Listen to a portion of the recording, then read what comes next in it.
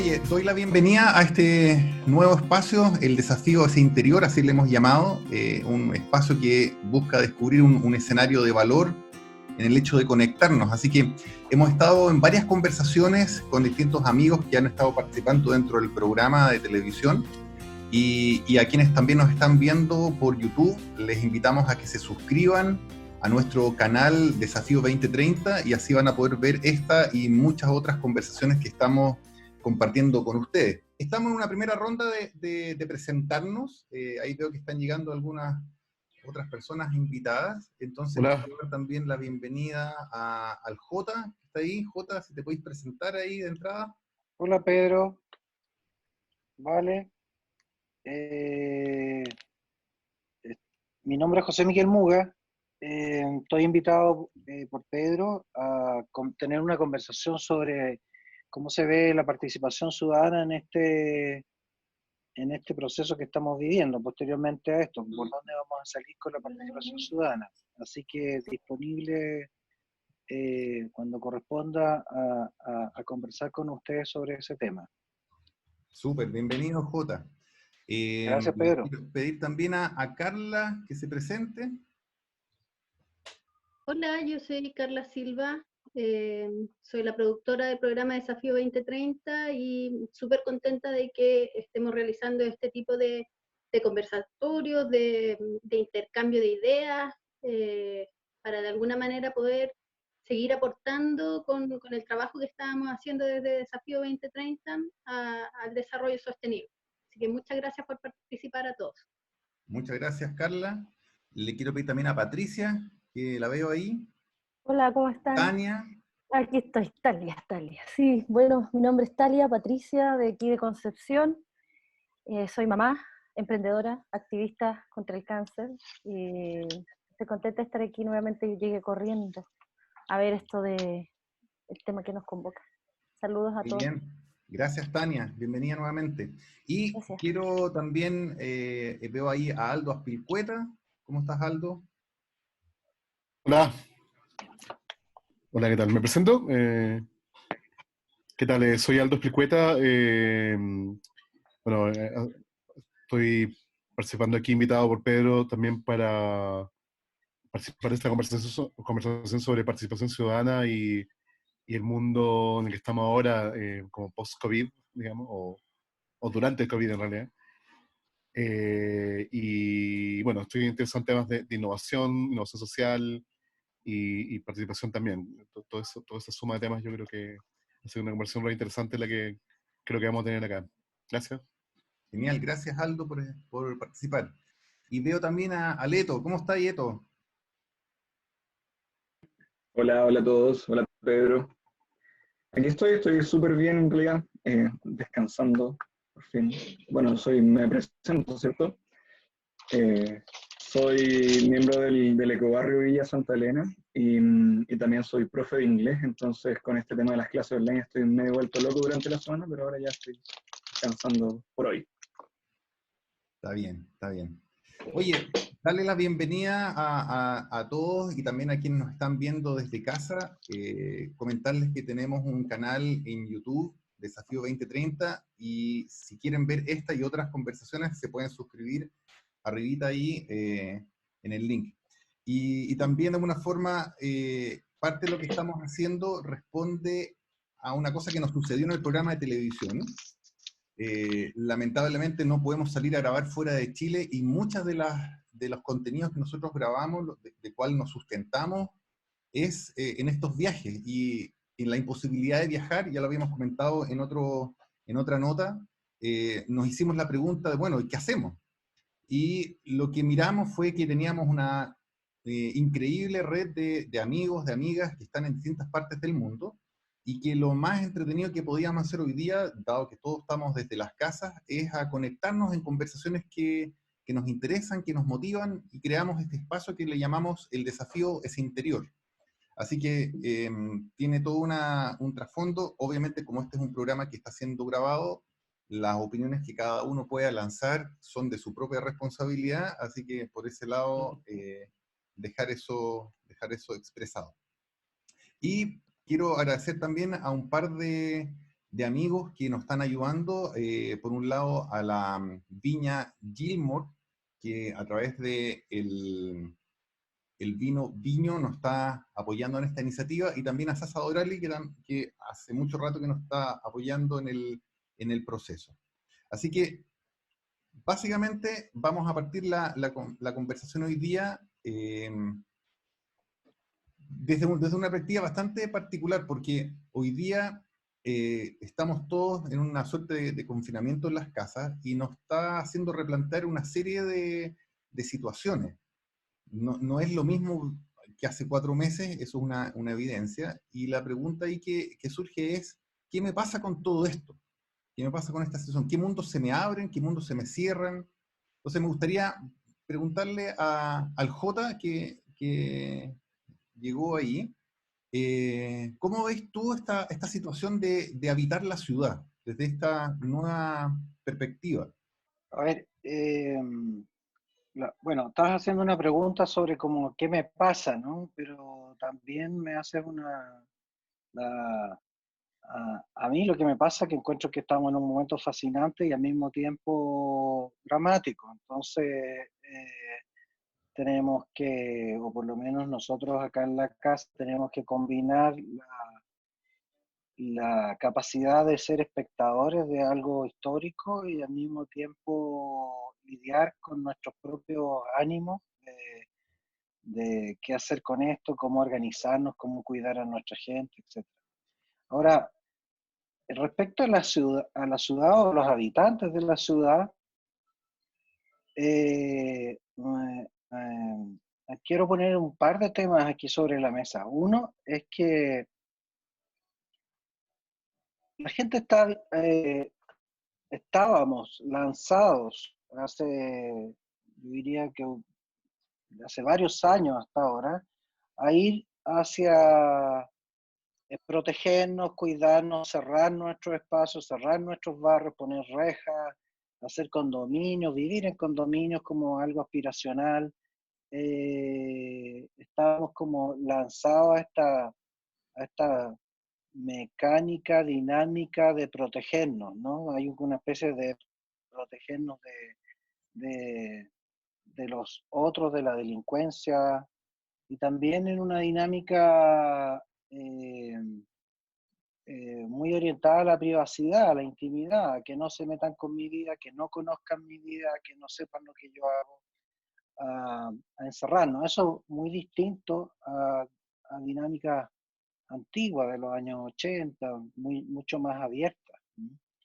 Entonces, lo que trae el corona es algo súper interesante, porque por un lado, desde el punto de vista de la enfermedad, nos invita a encerrarnos más. O sea, si es que antes no teníamos que relacionarnos con los otros, antes no teníamos no queríamos, ahora es casi un obligatorio, ¿no? Si antes la idea era no abrazar, no conversar, no salir a la calle, no juntarnos, piensen en el movimiento social, se suspenden.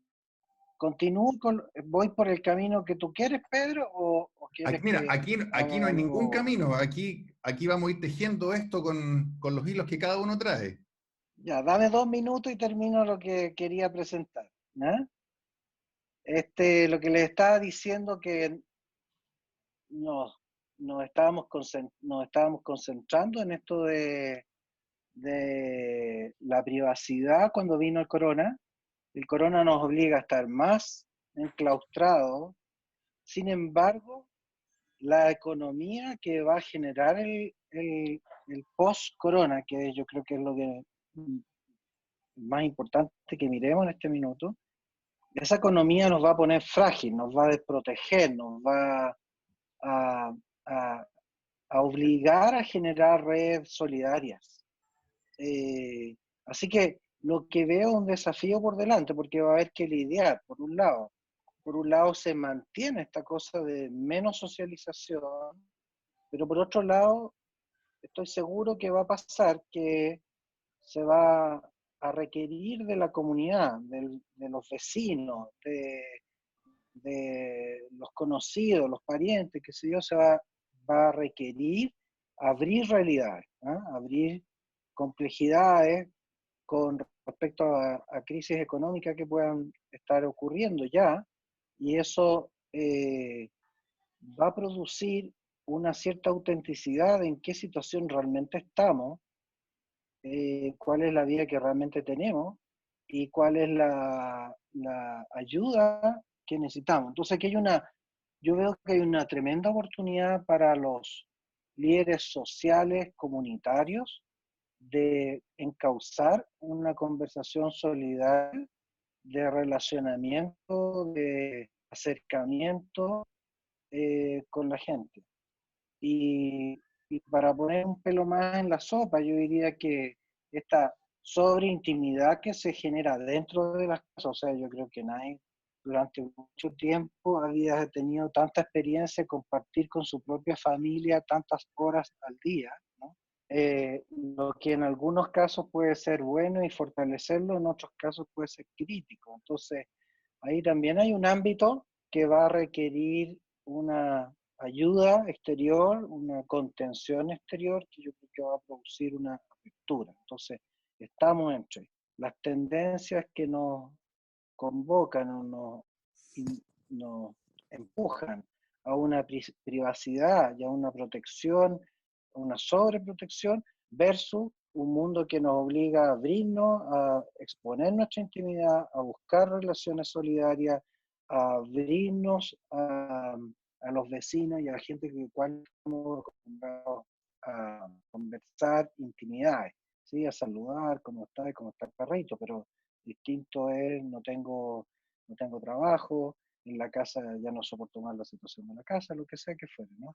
Así Y que Jota, eso es lo que estoy viendo hoy día, Pedro. Sí, en relación a lo que tú comentabas ahí, esto de estar más en la casa, que es algo que nos está pasando, y estar más en el barrio también, hay una serie de grupos o de personas, etcétera, que han hecho algunas experiencias más incipientes de huertos urbanos, de permacultura, de alguna forma generar una suerte de autonomía alimentaria desde la casa, que sí. se veía como una tendencia media hippie desde cierto punto de vista, o como media como fuera del sistema, quizás percibida con distintos juicios, pero hoy día cuando nos damos cuenta que la fragilidad del sistema de distribución de alimentos queda totalmente develada con una pandemia, aparece esto de los huertos, del producir alimentos desde la casa como una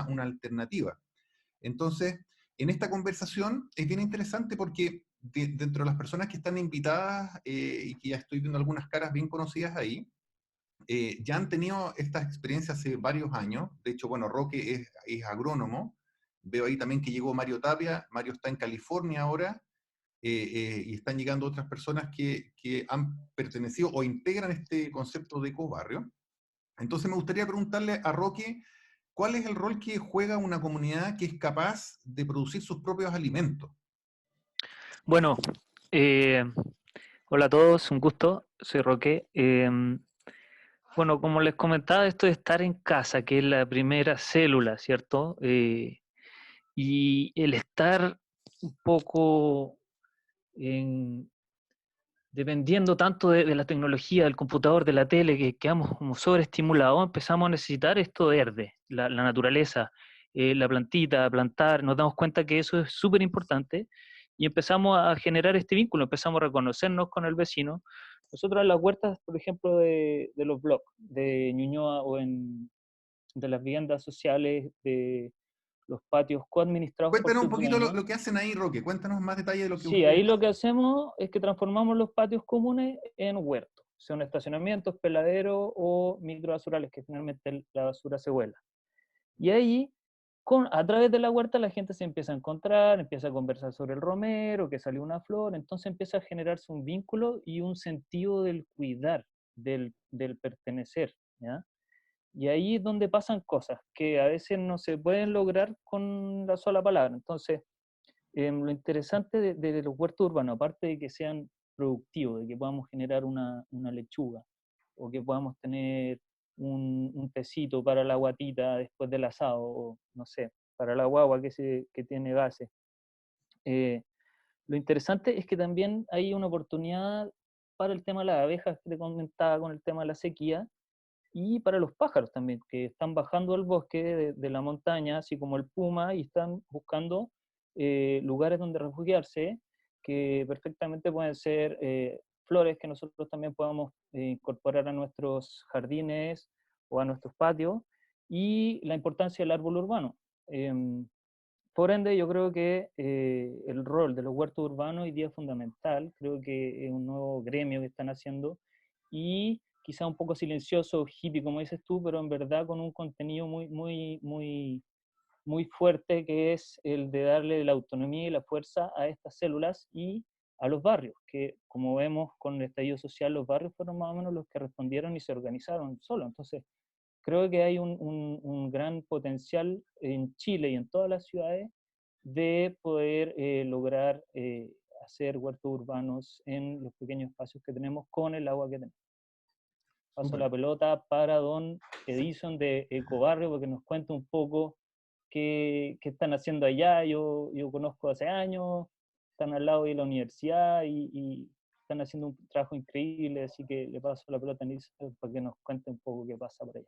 La experiencia que hemos tenido ahí, bueno, les cuento primero que yo llegué ahí, yo no vivo en la Villa Santa Elena, sino que yo llegué ahí por un taller de huertos que se hizo hace ya como serán unos 6 años. Y claro, la experiencia que se ha dado es justamente lo mismo que mencionas tú, o sea, se va creando comunidad y se van creando redes a partir de esta, de ciertas actividades que si bien nosotros, o sea, el huerto que se tiene no es un huerto donde tú puedas a lo mejor alimentar muchas familias, pero sí uno puede ir ahí e ir cosechando, aprendiendo, porque uno en realidad cuando uno observa la naturaleza se aprende un montón, y se aprende también de paciencia, ¿cierto? Porque uno tiene que primero poner la semillita, esperar a que brote, después hay que trasplantar la planta, estar regándola constantemente y después cosecharla. Entonces, yo creo que todo ese tipo de cosas nos enseñan tanto comunitariamente como individualmente. Nos enseñan, de hecho, para este tipo de situaciones hay que tener paciencia, y yo creo que la paciencia también, una muy buena forma de trabajarla es con el huerto. Así que creo que eso puedo compartir. Muchas gracias. Sí. Hay una experiencia que, así como relata Eto, de alguna forma se está desarrollando en una localidad que se llama Santa Rosa, y le quería pedir a Mario Tapia que nos cuente lo que sucede en la localidad donde él vive, y de alguna forma cómo eso también ustedes lo han ido llevando a la familia, a la casa. ¿Qué cosas están haciendo? Sí, muchos saludos. Hola a todos los que están en esta reunión. Muchas gracias, Pedro. Nosotros vivimos aquí en California, al norte de lo que es la Bahía de San Francisco. Entonces, esto es una zona más rural. Es bien interesante porque al sur de San Francisco está lo que se llama el Silicon Valley, que es donde está toda la computación. Y al norte, la verdad es que hay un tremendo movimiento de permacultura. Hay organizaciones muy poderosas, un par de grupos de gente extraordinaria que está haciendo una permacultura muy profunda y muy comprometida, incluso a nivel de interactuar con los gobiernos locales para comenzar a cambiar mentalidad de los gobiernos. Una de estas organizaciones es el Centro de Arte y Ecología de las Pueblos, del pueblito llamado Occidental, el Occidental Arts and Ecology Center. Ellos están promoviendo la vuelta al compost toilet a nivel de gobierno, que el gobierno lo legalice y cosas de este tipo, ¿no? Entonces, dentro de esta matriz social que ya viene generándose hace muchos años, a mí me tocó hace ya bastantes años empezar a aprender de permacultura, y con mi señora, con nuestro hijo, estábamos aquí en California, entonces, bueno, vamos a aprovechar esto, aprender mucho, y arrendábamos una casa chiquitita en la zona urbana, y yo solamente pedía, por favor, Madre Tierra, déjame volver a encontrarme contigo. Necesitaba ese contacto con la tierra, y afortunadamente surgió la oportunidad, y hace 3 años atrás nos cambiamos a esta ciudad Santa Rosa, que está, pero justo en esta zona donde está surgiendo la permacultura en muy diferentes niveles, y la verdad es que es extraordinario. Y tenemos nuestra parcelita de media hectárea, y empezamos a invitar a otra gente que venga a vivir con nosotros. Entonces, actualmente hoy en día somos 8, vivimos como una mini comunidad dentro de nuestra parcela, pero también en toda esta región esto está ocurriendo en muchos lugares. Hay un pequeño estero en un costado de nuestra propiedad, al otro lado, otro grupo también como con 15 personas, creo, nuestros vecinos, y ellos también tienen como una mini comunidad. Y la verdad es que las prácticas de permacultura en nuestro jardín está pero productivo, maravilloso, con fruta, con verdura. Nosotros no tenemos gallinas todavía, pero los vecinos tienen gallinas, entonces tenemos huevos. Entonces, la mentalidad de la gente, el respeto de mantener hábitat de plantas nativas para los animales nativos. Aquí se cuida mucho el mapache, se cuida el chingue, se cuida la zarigüeya, que sería como lo equivalente del monito del monte, se cuidan los pavos salvajes que andan libres por el vecindario, y, digamos, y también hay autos y los pavos salvajes cruzan la calle, son grandes. Entonces, la verdad es que con la situación actual, no puedo decir más que es una extraordinaria bendición. Es casi como que nosotros estamos listos para lo que está pasando ahora, y nos damos la cuenta en la diferencia de nuestras compañeras, compañeros que viven en zonas más urbanas, y para ellos es prácticamente todo vía internet, ¿no? Tratar de mantener la comunicación, no estar encerrado, no estar aislado. Y aquí es casi yo como, wow, como que quisiera no tener que estar tan pendiente de internet para comunicarme con otras personas que antes yo podía visitar, y digo, no, prefiero ir a nuestro campo, a trabajar con la tierra, a trabajar, digamos, con mi gente.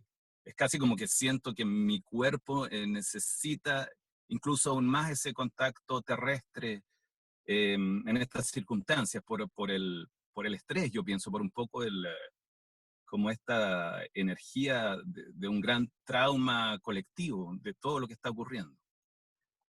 Oye, Esto Mario, es como una pincelada, ¿no? y el barrio donde tú estás, Santa Rosa, ¿tenía una tradición de agricultura siempre o es algo que los vecinos han ido creando allá? No, esta es una zona que sí era profundamente de agricultura, y una agricultura sustentada por familias latinoamericanas, ¿no? Acá en Norteamérica está todo el tema de la inmigración, los conflictos raciales, la lucha social, y donde estamos nosotros es fuertemente latinoamericano. Y es una zona que era una zona campesina, pero quizás durante el siglo XX se empezó como a mover, como desde una forma de vida campesina antigua, se empezó a mover como con las corrientes de la agricultura más industrial, como que iba apuntando en esa dirección. Y lo que pasó a medio camino es que empezó a llegar gente, yo no sé si en California hay tantas cosas interesantes que han ocurrido, tantas semillas, y de pronto empezó a surgir la permacultura aquí, como lo ha sido en otros lugares del planeta, pero aquí con mucha fuerza.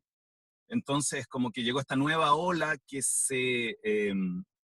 virtuosamente se sembró en este lugar que ya tenía todos los elementos de vida campesina.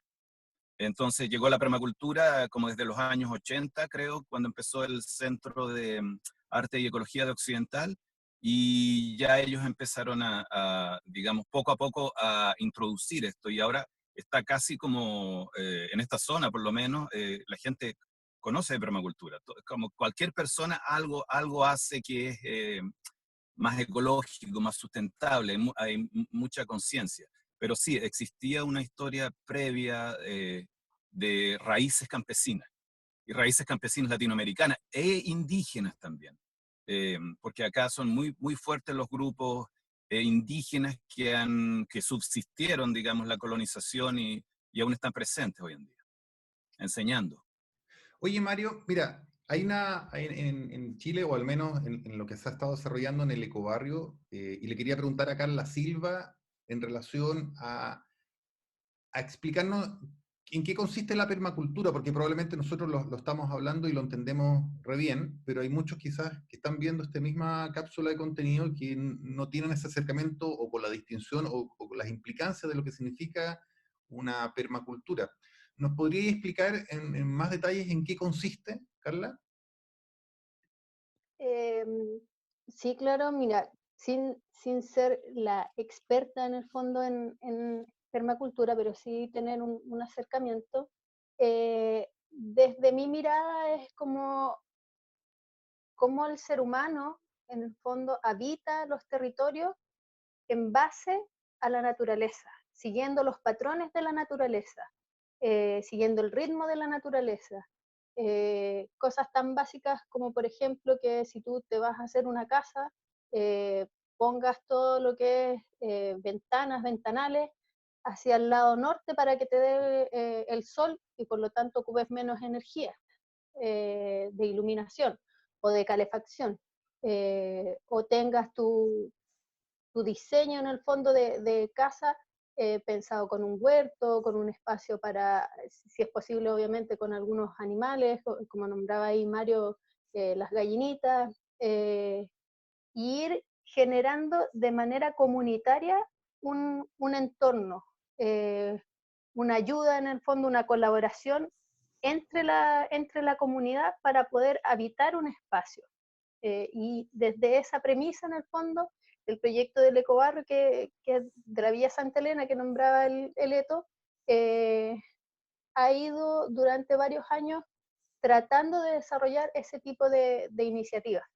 Okay. Ahora, en esa línea que plantea Carla, una cosa es desarrollar un proyecto de permacultura en la propia casa, y ahí de alguna forma uno no tiene mucho que preguntarle a nadie, va, se consigue algunos elementos y lo empieza a hacer, pero cuando ya uno lo quiere llevar al barrio, empieza una situación bastante diferente y las juntas de vecinos o los grupos organizados empiezan a tener un rol. Yo entiendo aquí que, por ejemplo, Aldo Aspilcueta, en Ñuñoa, está más cercano a juntas de vecinos, uno participa ahí, y me gustaría preguntarte cómo ha sido tu experiencia en esto de organizar vecinos, porque de alguna forma, para poder llegar a hacer un proyecto de permacultura o cualquier otro que se hace cargo de problemáticas, se requiere un cierto liderazgo ahí. Claro, hola. Sí, yo vivo en Villa Frey, aquí hay cierta tradición de participación, digamos. Y me ha correspondido también ayudar a organizar eh, algunos esfuerzos para mantener, como entre comillas, la cierta institucionalidad de las organizaciones, digamos. Por ejemplo, en particular las elecciones de vecinos. Entonces, es súper relevante lo que he observado y lo que he interactuado. Yo llevo aquí algunos años, digamos. No tanto como muchos, que ya, con algunos que tienen 20, 30 años, llevo acá unos 5 años. Pero es clave el que se mantenga como una consistencia en la conversación, o sea, que haya cierta, como que, como, o sea, es súper necesario el entusiasmo, pero que también ese entusiasmo tenga acompañado como un esqueleto institucional, entre comillas. Y eso me da cuenta que para cuando uno mira organizaciones más grandes, no sé, incluso una municipalidad, digamos, que todavía sigue siendo local, pero tiene un nivel importante de institucionalidad, digamos, es mucho más simple que cuando tú vas a la base, en el cual la energía es súper fácil que se disperse, digamos. Entonces, ese recuerdo institucional es como algo que puede sonar como una tarea, entre comillas, un poco fome, ¿no? Entre comillas, de guardar la memoria, qué se habló, cuáles fueron los acuerdos, pero es súper necesario, digamos. Entonces, eso es lo que quería compartir, digamos, a propósito de tu pregunta, digamos. No sé si te respondo. Hay una situación que de alguna forma hemos estado mirando también en los barrios, que a propósito de cultivar una lechuga o un tomate, empieza a sucederse una serie de conversaciones que son muy lentas, lentas en el sentido que se demora varios meses en lograr cosechar algo, y ese periodo de tiempo es el que permite construir esta relación entre vecinos.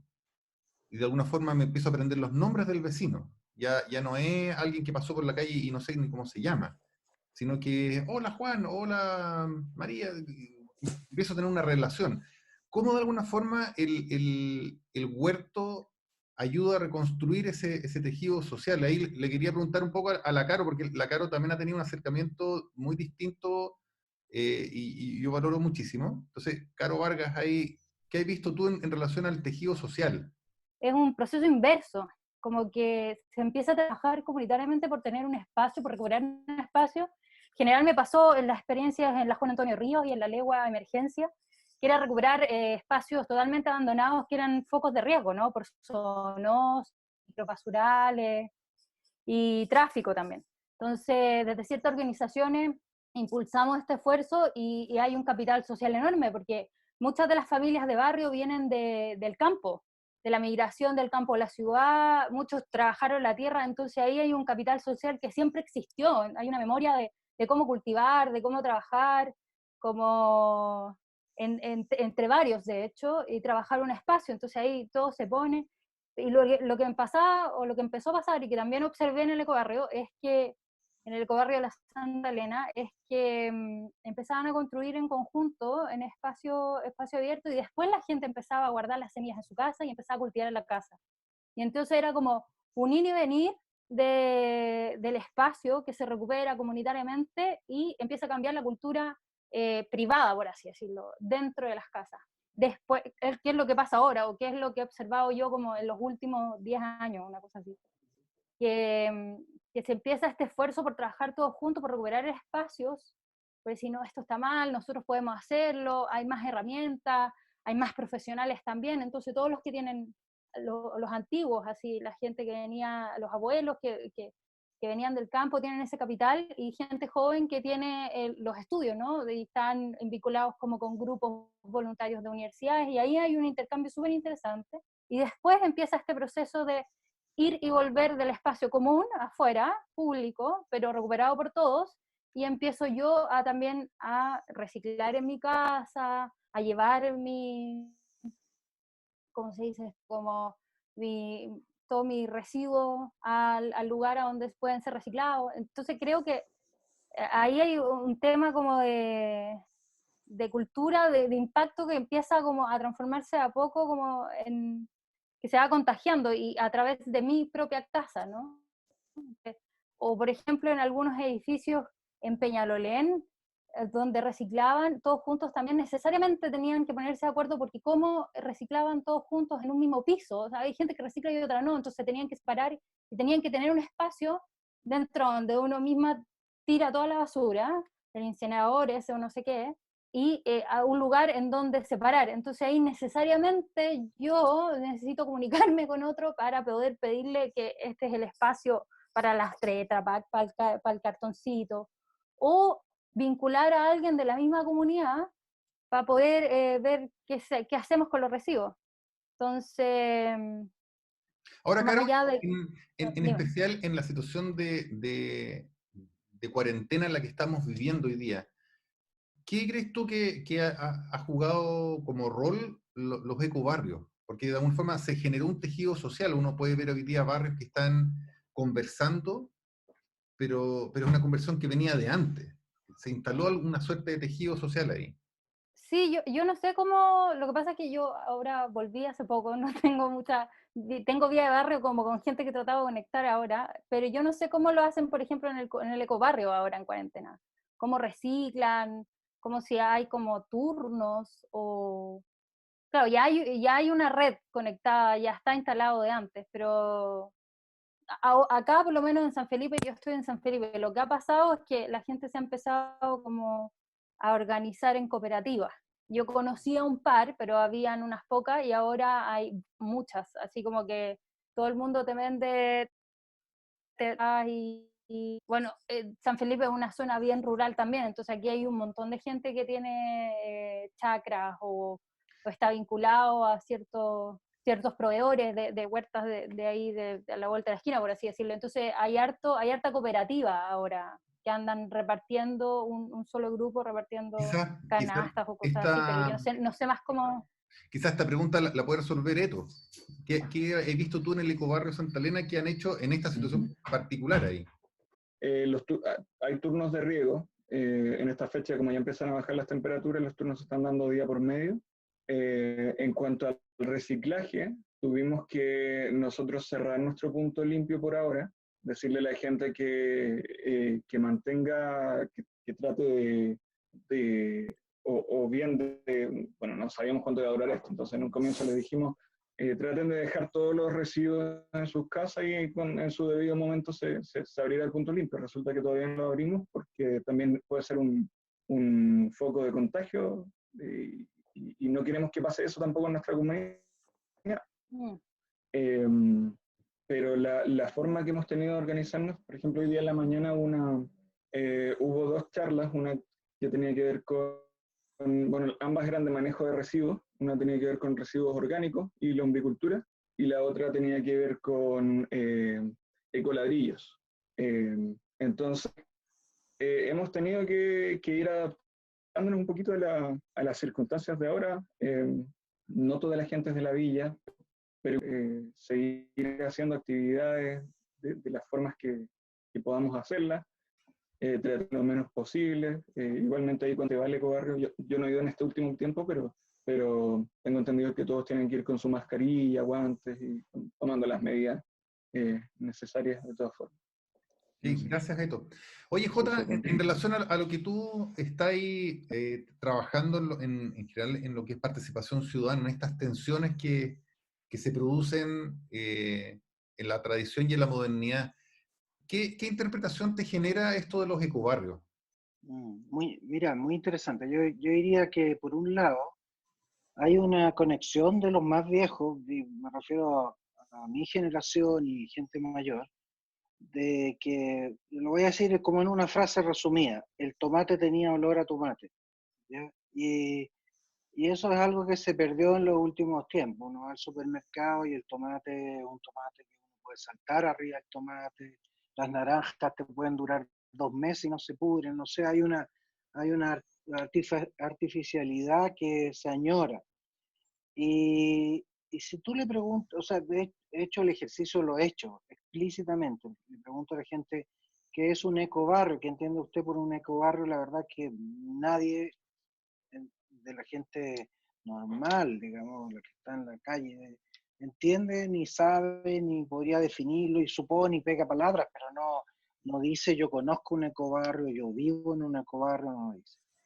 Sin embargo, cuando uno trabaja sobre el concepto que esto puede tener, así, oye, ¿cómo sería una huerta?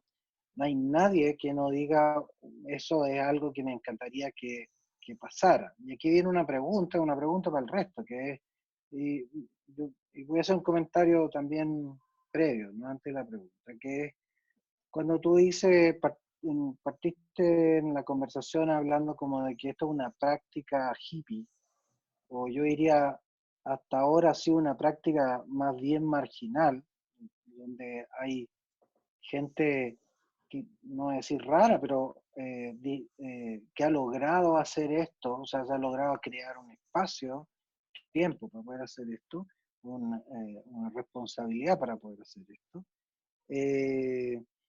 Esa es la pregunta que tiene la gente, que es, me encantaría, pero ¿cómo le hago con la vida que tengo? Porque ¿cómo le hago para dedicarle tiempo a esto? ¿Cómo lo hago para hacer compatible esto con las exigencias de la máquina que tenemos de moler carne? Entonces, dejo abierta la pregunta y el desafío yo diría que es, Pedro, en esta suspensión que tenemos, en el fondo, en esta, voy a decir una palabra, pero lo voy a decir de buena manera, no es un estigma negativo, pero es teniendo el cuerpo prestado al capitalismo, ahora tenemos el cuerpo prestado al COVID, ¿no? Es como si sacamos el cuerpo allá y lo pusimos en modo COVID, suspendimos la mayoría de la gente suspende esta actividad, queda disponible el tiempo, entonces ahora que vamos a volver, ¿qué va a pasar con nuestro tiempo? ¿Qué va a pasar con estas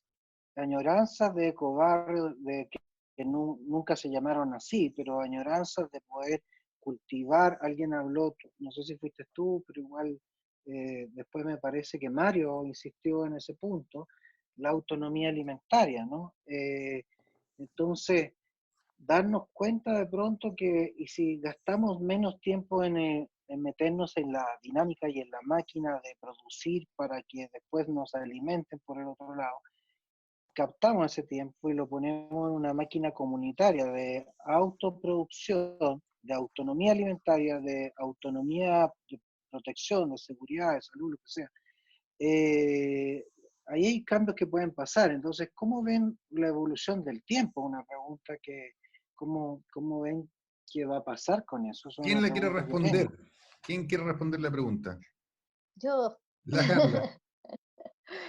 em, bueno, declarar que sí, somos raros, somos las ovejas verdes de nuestra familia y de que el Roque se siente así, la Caro se siente así, el Eto se siente así, somos con la oveja verde. Em, hace un tiempo, una de las personas que fue coordinadora del Ecobarrio, la Lili, ella puso una frase muy bonita en el programa Desafío 2030, que fue que esto consiste en una suma de tiempos. No es que tú te dediques al 100% y en el fondo como que es tu trabajo y después las labores asociadas a este proyecto en el fondo de Ecobarrio, sino que tú das un poquito de tu tiempo y otro también da otro poquito y vas sumando tiempos. Y esos tiempos van construyendo esta vida comunitaria, estos proyectos o estos éxitos en el fondo colaborativos y comunitarios. Eh, y yo creo que esa es como la clave en realidad de este tipo de proyectos, porque así como Mario cuenta de que está con 8 personas, cada una de esas 8 personas yo imagino que dedican algo de su tiempo para la huerta o para cuidar, no sé si tienen animales o para las distintas cosas que haya que hacer con el compost, qué sé yo. Entonces no es que cada uno tenga que dedicar full tiempo, sino que es una parte de tu tiempo. Quizás te toca un turno de riego una vez a la semana o 2 veces a la semana vas y haces X cosas, pero es colaborativo, es comunitario. Si no se plantea de esa manera y son simplemente 2, 3 personas que tienen que en el fondo como dejar casi sus cosas de la casa o sus cosas de trabajo para dedicarle a esto, eso no es sustentable en el tiempo, porque en algún momento esas personas o se van a cansar o se van a aburrir o van a decidir hacer otra cosa con su tiempo y el proyecto va a quedar ahí.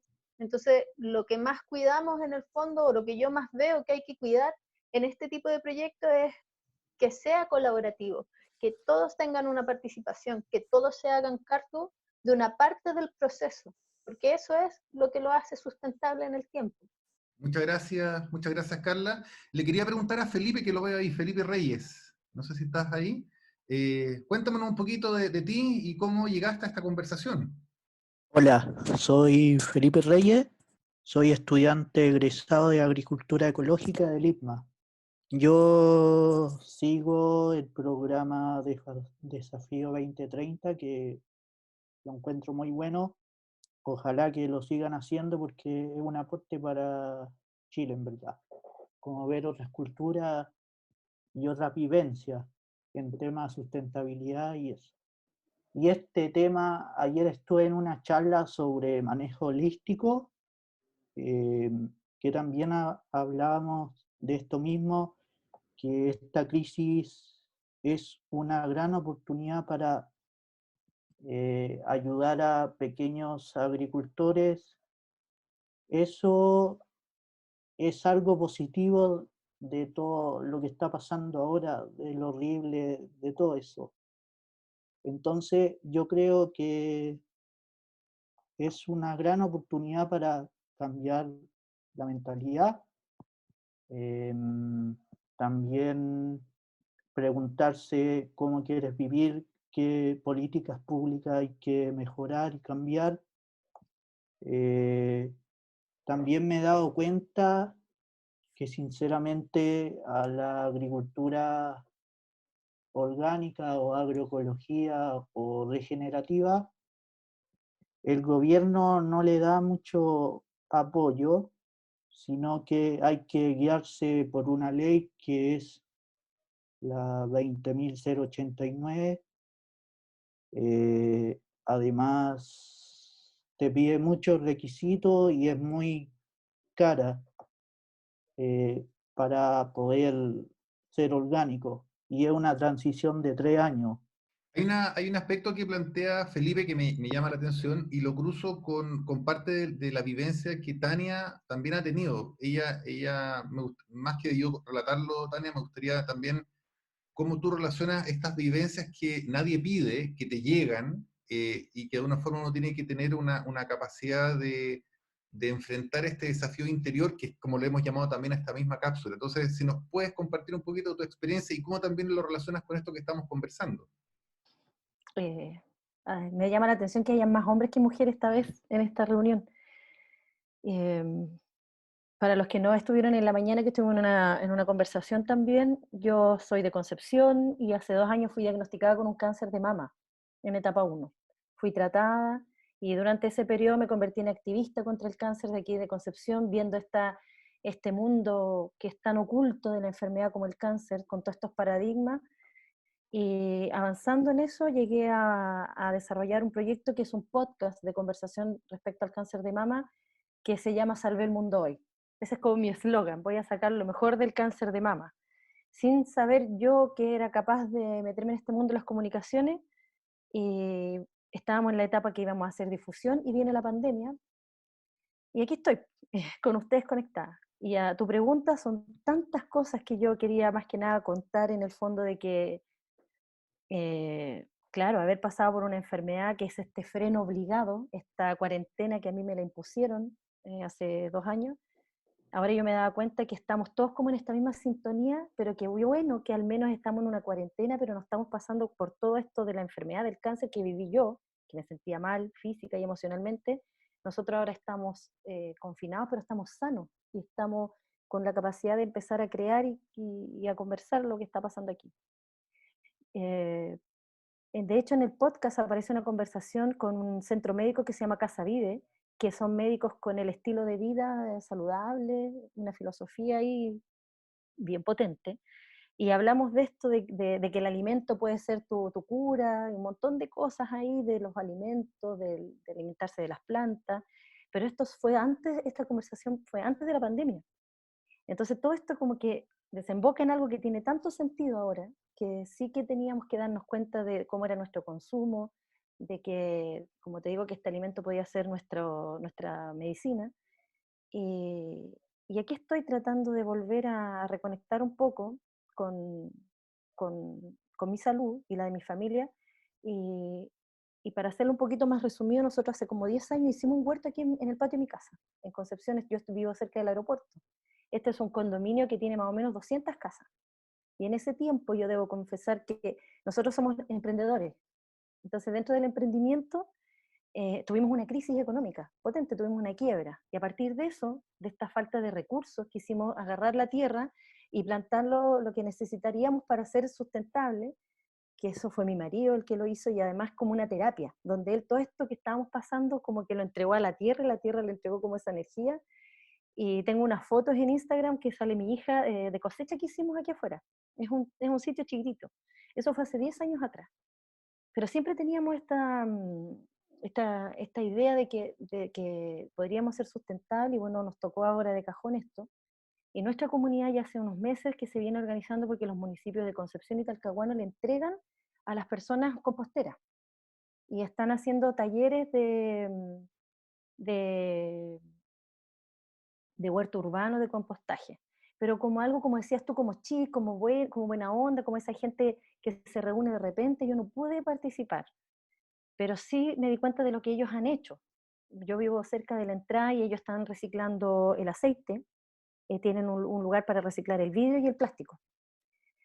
Y obviamente que ya hicimos un grupo de WhatsApp, y yo quería contarte que ese grupo de WhatsApp hay 70 vecinos, de este grupo de 300 vecinos, de varios condominios que están aquí. Y han comprado su tierra para poder empezar a hacer un huerto urbano, como decías tú, desde lo mío, a ver si esto se podría unar. Entonces yo tenía un montón de preguntas de los que ya tienen experiencia ahí, de cuál es el camino que hay que seguir para que esto no sea una moda o que esto vaya a quedar después ahí como cada uno después, lo que pasó para el terremoto, nosotros nos juntamos para el terremoto y nos veíamos en la entrada, pero después del terremoto volvimos a nuestra vida y si te he visto no te conozco. ¿Es cierto Yo eso, creo que Talia? ¿Cómo este año, comenzar ahí? claro, tú dijiste una palabra que era liderazgo, y sumando tiempo, ahí hay harto desafío. Y eso no sé si responde, se entiende todo lo que me mueve que estar aquí para que ustedes mismos vayan contando su experiencia, a ver si sacamos algo bueno de todo esto. Mira, aquí hay una cosa bien curiosa. Yo también puedo contar también algo de mi experiencia.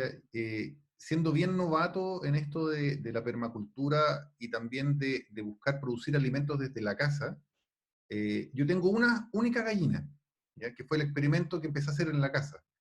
Y me empecé a dar cuenta que aumentaron las moscas y yo me ponía a pensar, bueno, para tener una cantidad de huevos semanales que me permita tener donde yo vivo, la lógica era súper diferente. Tendría que haber tenido, no sé, 5 o 6 gallinas y la cantidad de moscas que hubiera generado con mis vecinos en el barrio me habrían reclamado probablemente. Así que me quedé con una. Y esa única gallina ha sido súper generosa además.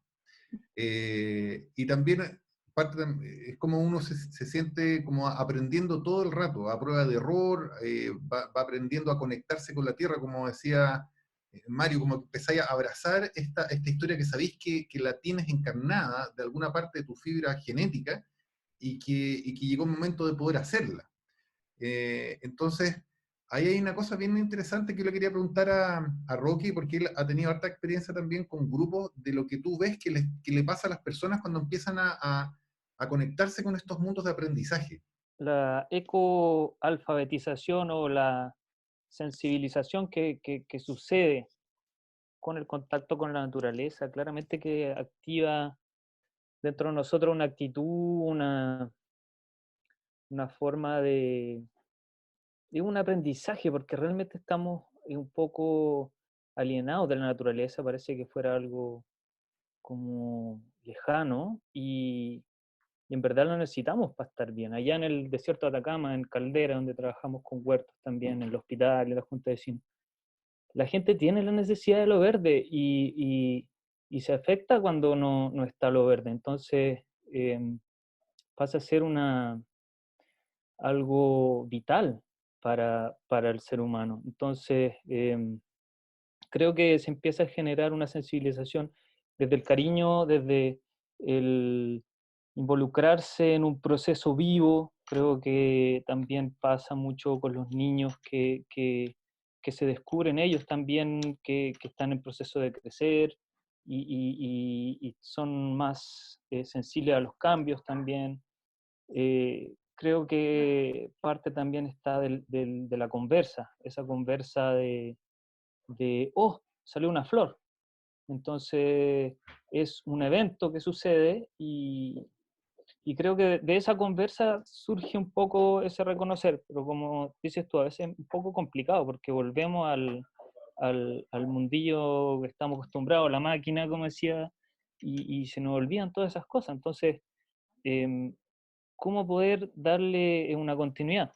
Un poco, quería un poco responder o a tirar una flecha con respecto a la certificación y la ley orgánica de Felipe que habló, que es bien complicado también, que hace lento el proceso y caro para un agricultor o para alguien que se quiera transformar al orgánico, que son las comunidades, las CSA, que son las Community Supported Agriculture, la agricultura apoyada por la comunidad, que son, por ejemplo, que en nuestro barrio, que el ecobarrio, se pusiera en contacto con un agricultor o dos agricultores, y ellos y el mismo ecobarrio pudiera compartir el riesgo con el agricultor, así el agricultor no va al banco y se endeuda, sino que la misma comunidad apoya a su agricultor y cuida a su agricultor, que va a producir ecológicamente, con quizás algún par de visitas y yendo también a la granja a compartir la cosecha, y viene una canasta semanal. Eso es lo que está sucediendo hoy día en varios lugares, especialmente en Brasil. Está bien grande el movimiento de la CSA, en la CSA Sao Paulo, en Brasilia, incluso la Jimena Moreno, que es una chilena que está en Brasilia, que está organizando una CSA Bindú, de la chacra Bindú, que es bien, bien potente. Yo creo que en California también están bien, bien potentes con la CSA. Y lo importante ahí es el tema de la confianza, que la certificación finalmente lo que viene es reafirmar la confianza que se perdió en que la pillería del agricultor, que le echó un veneno. Entonces creo que en ese vínculo de volver a la tierra, que quizás suena un poco antiguo, pero está totalmente vivo, el camino de volver a la tierra, el de volver a lo que son los servicios ecosistémicos gratuitos, como el oxígeno que respiramos acá en Santiago. O sea, la importancia del árbol o del ecosistema hoy día es vital. De hecho, hay un vínculo también entre el daño a nuestra naturaleza con estas enfermedades emergentes que están surgiendo. Entonces, el llamado es también a que no sea algo raro, a que no seamos las ovejas verdes, sino que realmente seamos líderes de un cambio vital, un cambio en la conciencia, en la manera de pensar, en nuestra mente, y que se ve respaldado totalmente por las generaciones que vienen. O sea, el movimiento de la Greta, de la extinción, o sea, hay un tema hoy día, ¿quiénes siguen después del oso polar? Entonces, hay que entender de que la naturaleza es una macro célula que estamos inmersos, que tiene un sistema bastante, bastante perfecto, que es muy difícil que nosotros podamos lograrlo, quizás imitarlo con la permacultura que deja Bill Mollison hace 20, 30 años atrás. Y nada, yo creo que se trata más que nada de tomar acción, de dar el ejemplo y de generar creativamente respuestas a lo que está sucediendo. Yo estoy muy contento de conocerlo a ustedes Roque, y no sé, eso. mira, estaba mirando aquí, sin querer miré el reloj de la hora, y ya casi nos ocupamos una hora conversando y se pasó rapidísimo. Algo sucede acá que uno se va en la conversación y nos enganchamos. Yo creo que podríamos estar con cada uno de ustedes en esta misma conversación compartiendo saberes y aprendizaje. Entonces, en honor al tiempo también, y para ir cerrando, les quería pedir que cada uno pensara una palabra o una pequeña frase de reflexión, de aprendizaje de lo que le pasó en este ratito de conversación. Entonces, quería partir con la Carolina. ¿Pueden ser dos? Pueden ser dos, una frase pequeñita, así un cierre. Y si le digo abajo el capitalismo nomás, que yo creo que es obvia, la respuesta es obvia, como que hay una crisis sistémica evidente, ¿cachai? Entonces, que nuevas generaciones sintamos que el desequilibrio interno y externo, que la respuesta está en la naturaleza, o sea, no han pasado en nuestro país ni un mes de cuarentena, y la naturaleza reacciona de una manera voraz, así inmediatamente, así como que empiezan a aparecer otros bichitos.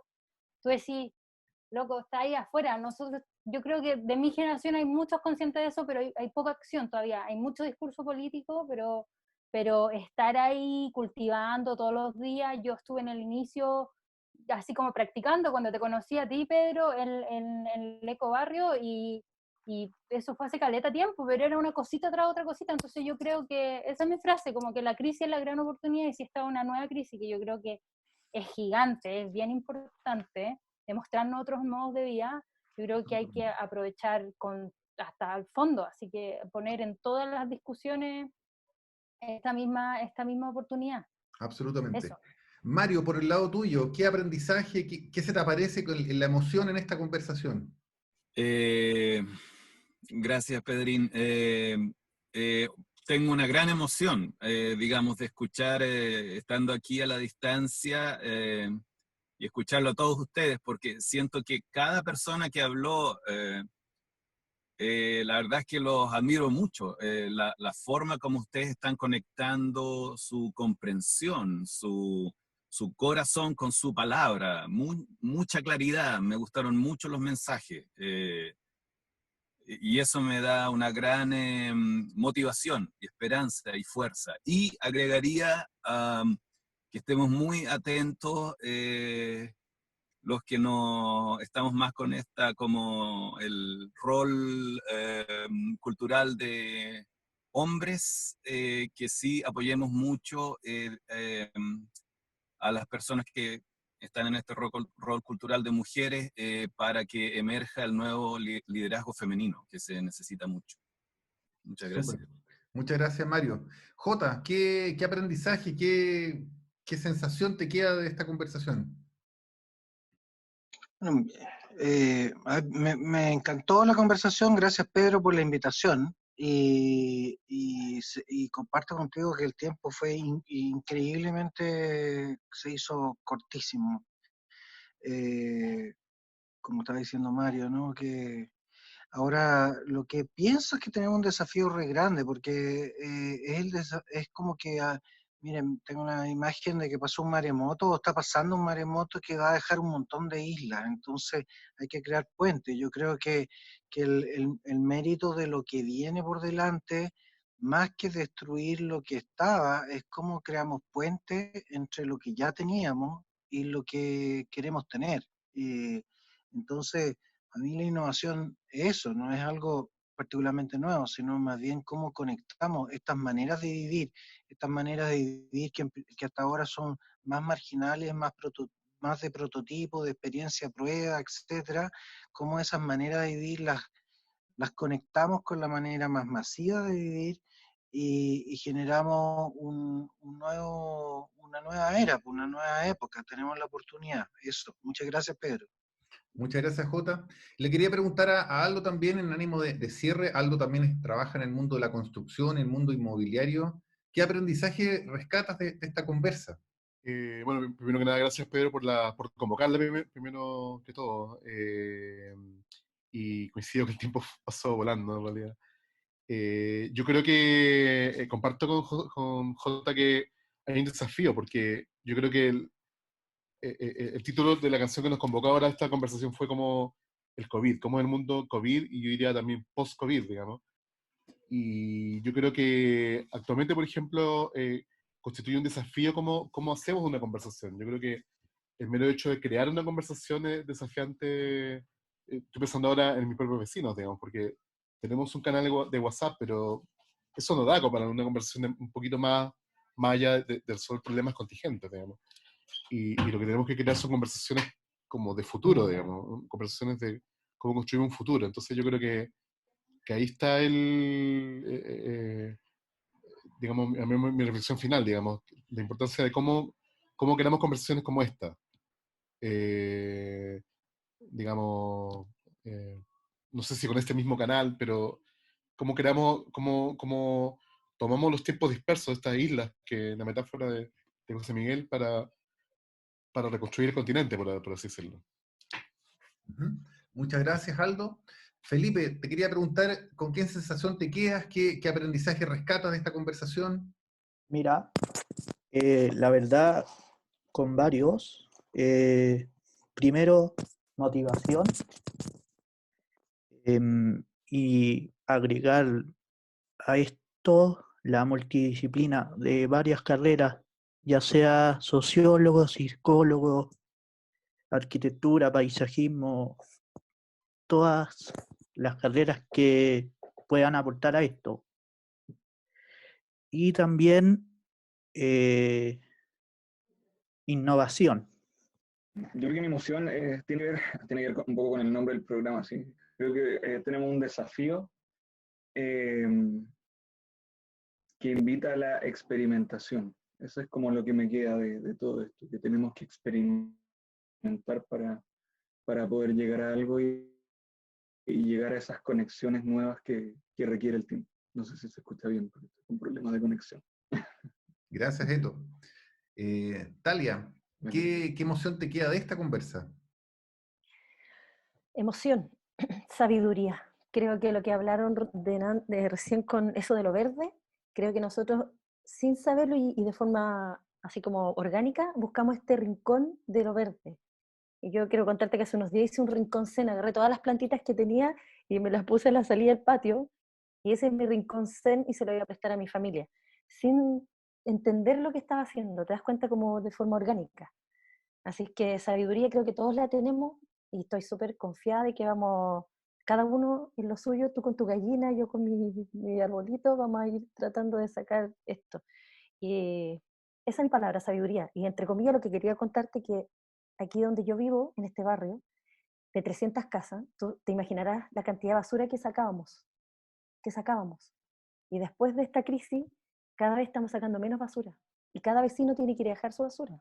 Porque las personas que la sacaban son personas de la tercera edad que están en sus casas haciendo cuarentena. Así que algo positivo. Estamos reaprendiendo cómo habitar el mundo. Muchas Sí, pues. gracias, Talia. Gracias a Roque, ti. ¿qué aprendizaje, qué emoción se te genera con esta conversa? Bueno, emoción, harto cariño y de ¿cómo se dice? Complicidad con ustedes, donde estén. Como que siento que tenemos un mismo sentimiento de urgencia, de querer hacer cosas, de ser un elemento positivo, un glóbulo rojo de este sistema planeta o tierra donde estamos. Creo que la palabra mágica es la interdependencia es vital. Y como acción, la mochila huertera. Esta mochila huertera que es la que estoy innovando, que viene con semillitas, con el compost, con el biofertilizante, el guante y el macedero para empezar su huerta en casa. Así que ya el llamado a la acción está hecho. Muchas gracias. Muchas gracias por compartir. Y Carla, ¿qué emoción te queda de la conversa? Me encanta escucharlo a todos y tener la posibilidad como de que compartamos temas que nos gustan, que nos apasionan, y tener como distintas miradas. Así que si yo tuviera que resumir en una palabra sería ecosistema. Yo creo que esa es como una buena palabra porque, como decía el Felipe, es como tiene que ser de distintas miradas, desde distintas perspectivas, la construcción de nuestro futuro. Así que ojalá que el desafío que se nos viene por delante de construir futuro, como decía el Aldo, sea desde una mirada ecosistémica. Solo quería finalizar compartiendo un video que no lo voy a mostrar acá, solamente se los voy a enseñar nada más. Ya les vamos a mandar el link, está en TED, y habla sobre el poder de la vulnerabilidad y cómo Brené Brown habla sobre esto de reconocer las vergüenzas que tenemos como un puente hacia la innovación. Me llamó harto la atención ese video y lo recomiendo, así que les vamos a mandar ese link si es que lo quieren ver ahí en casa. Y agradecer el espacio de conversación que hemos tenido en el desafío ese interior, como le hemos llamado. Está ahí el botón de suscríbete en el canal de Desafío 2030. Y semana a semana iremos conversando sobre distintas posibilidades, sobre los mundos, conectando las redes, en estas temáticas que nos apasionan, que nos gustan, y solo desearles que tengan un lindo día en casa, que no salgan, que se cuiden, que disfruten, que siembren, que rieguen. Muchas gracias y bendiciones a todo el clan.